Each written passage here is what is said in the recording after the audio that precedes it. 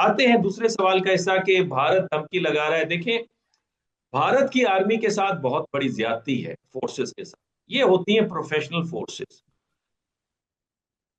और ये प्रोफेशनल अंदाज से चलती हैं और प्रोफेशनल स्टेटमेंट्स देती हैं। अब जो मौजूदा मोदी साहब की हुकूमत है, जो कि वो अपने आखिरी मराहिल में नजर आ रही है, बिकॉज जितनी वहां पे इंटेलेक्चुअल डिबेट्स और बुक्स हमारे सामने आ रही हैं, उसमें ये तशवीश जाहिर की जा रही है कि भारत आने वाले दिनों में क्या सरवाइव कर पाएगा। उसकी बेहतरीन मिसाल अभय शुक्ला की है। उनकी दो बड़ी मशहूर तसानीफ हैं, एक डी जनरेशन या डिसअपियरेंस ऑफ इंडियन डेमोक्रेसी, और दूसरा वो कहते हैं Holi cow and chronicles of duffer zone, जिसमें वो बताते हैं कि सेंट्रल इंडिया से नॉर्थ और साउथ इंडिया में डफर जोन की एक्सपेंशन हो रही है, जिसपे 2003 में पहले ही खशवत सिंह ने अपनी किताब में इज़हार किया कि भारत टूटने की तरफ जा रहा है। तो भारत के अंदर एक बड़े पैमाने पर आपको तब्दीली रूनुमा होते हुए नजर आ रही है, बिकॉज भारत बचा हुआ था सेकुलरिज्म के इजाज से। भारत के अंदर 100 से ज्यादा जबानें बोली जाती हैं, कल्चर हैं, एथनिक ग्रुप्स हैं।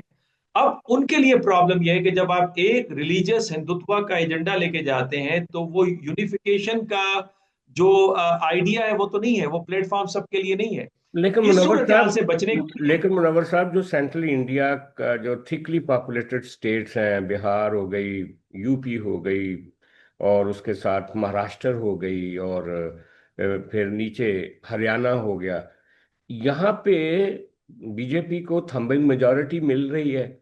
अच्छा, और ये पांच छह रियासतें ऐसी हैं जो फैसला करती हैं इंडिया में ताकत का, वहां पे मोदी जो है वो बहुत पॉपुलर है। और अभी बिहार का जो इलेक्शन है, 200 सीटें जीत गया है उसका अलायंस मोदी। तो ये कहना कि मोदी को कोई इमीडिएट फ्यूचर में कोई खतरा है, तो वो तो नजर नहीं आ रहा। और दूसरी बात यह है कि इंडिया ने कभी पाकिस्तान पे इस तरह का अटैक नहीं किया था जो मई में हुआ।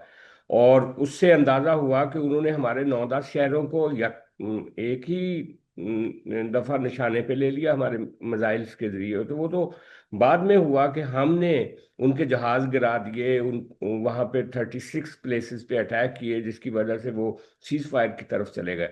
लेकिन उनकी जो हिंदुत्व की पॉलिसी है मोदी की, वो तो यही है कि पाकिस्तान को दबा के रखना है, पाकिस्तान पे फेंस एक रखना है, और अफगानिस्तान का बॉर्डर भी उन्होंने अब एक्टिव कर दिया आपके खिलाफ।